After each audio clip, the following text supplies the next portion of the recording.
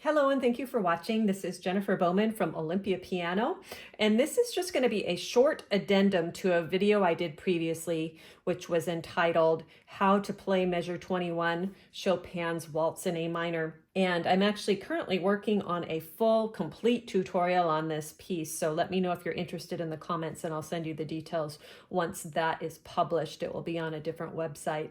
But anyway, I was delighted to get a comment from a viewer with regards to the fingering, because one of my goals as I present my channel is to have you try everything and see what works best for your hand. That's a concept I really believe in, because all of our hands are different, our bodies are different, the way our hands sit at the piano are different.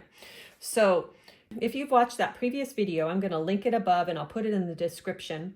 The fingering I used for measure 21, which I've always used, I've always taught it, is 1, 2, 3, 1, 2, 3, 1, 2, 3, and then 5, and then you go into the next part.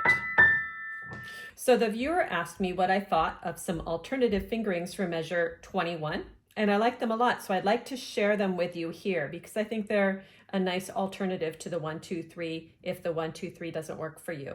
Alternate fingering number 1 is going to be 1, 2, instead of 3, 1, then 2, 3, 1, 2, 3, and at the top you could either do 4, 5, or 5, cross over with 4 to get ready for that, if that makes sense.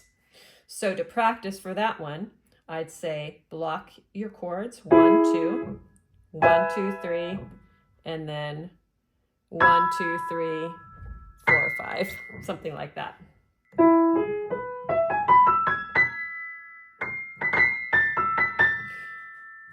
Alternate fingering number 2 is to start with 2, 3 instead of 1, 2.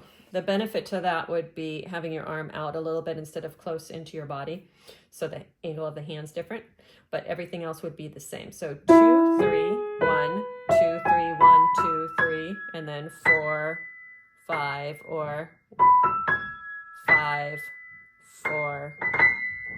You have to work out that top part and see how that works. So practicing for that would be 2, 3, 1, 2, 3, 1, 2, 3, 4, 5, or 5, 4. All right?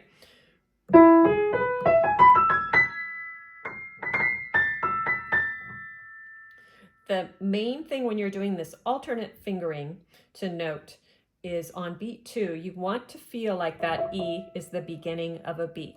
When we play that with our thumb, it naturally kind of puts an accent on that because the thumb is a shorter finger. So if I'm playing, you hear how it just kind of accents. So if we do these alternate fingerings, you have to manufacture that a little bit with your second finger. So 1, 2, 1, 2. So try all of those fingerings out and let me know what you think. As always, thank you for watching. There's going to be more videos coming soon. I had to take a break because I'm also a composer. I had to get a bunch of projects done in July, but now they are out. You can hear some of them on Spotify if you would like to listen. And as always, thank you for watching.